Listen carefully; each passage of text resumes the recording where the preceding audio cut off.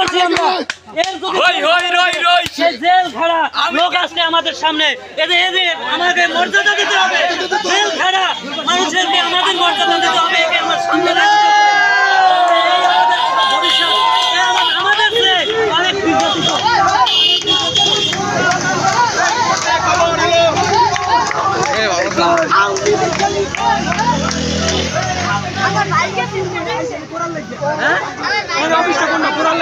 office নেই এই ভাঙ্গা ছিল ভাঙ্গা